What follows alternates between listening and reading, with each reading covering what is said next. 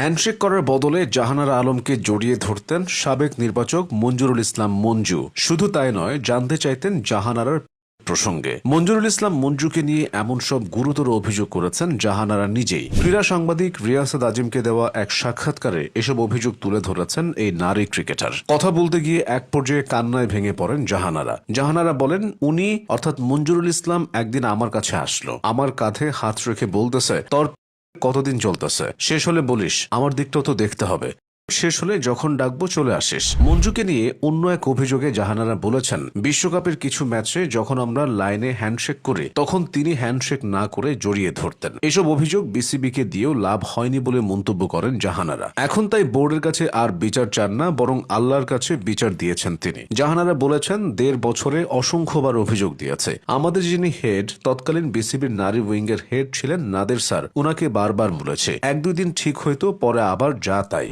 শুধু মঞ্জুর বিরুদ্ধেই নয়, প্রয়াত নারী বিভাগের সাবেক ইনচার্জ তাওহিদ মাহমুদের বিরুদ্ধেও তিনি একই ধরনের অভিযোগ এনেছেন। জাহানারা বলেছেন, ২০২১ সালে কোঅর্ডিনেটর সরফরাজ বাবু ভাইকে দিয়ে তাওহিদ ভাই আমাকে অ্যাপ্রোচ করে। তিনি নিজে থেকে সরাসরি কখনো অ্যাপ্রোচ করেননি, বাবু ভাইকে দিয়ে অ্যাপ্রোচ করেছে। এসব নিয়ে বিসিবির সিইওর কাছে চিঠি লিখেও কোনো লাভ হয়নি বলে জানিয়েছেন জাহানারা, যে কারণে তিনি দীর্ঘদিন মানসিক চাপে ছিলেন। হতাশার পাশাপাশি রাগ করে তিনি বলেছেন, তাওহিদ মাহমুদ কিংবা মঞ্জুকে কখনো ক্ষমা করবেন না। জাহানারার এসব বিষয়ে আগে গুরুত্ব দেয়া না হলেও এখন খতিয়ে দেখা হবে বলে জানিয়েছে বিসিবি। তবে বিষয়টি নিয়ে সাবেক ক্রিকেটার এবং নারী দলের সাবেক নির্বাচক মঞ্জুরুল ইসলাম মঞ্জুর কোনো মন্তব্য পাওয়া যায়নি। মঞ্জুকে ২০২০ সালের অক্টোবরে নারী ক্রিকেটের প্রধান নির্বাচক করা হয়। পরে টিম ম্যানেজারের দায়িত্ব পালন করেছেন তিনি। এছাড়া বাংলা টাইগার্সের প্রোগ্রাম ম্যানেজার ছিলেন তিনি। এত সব দায়িত্ব পেয়ে তার উপর ঝেঁকে বসেছিল স্বেচ্ছাচারিতা। নারী দলের নির্বাচক ও ম্যানেজার হিসেবে দায়িত্ব পালন করতে গিয়ে একাধিক স্বেচ্ছাচারিতার অভিযোগ উঠেছিল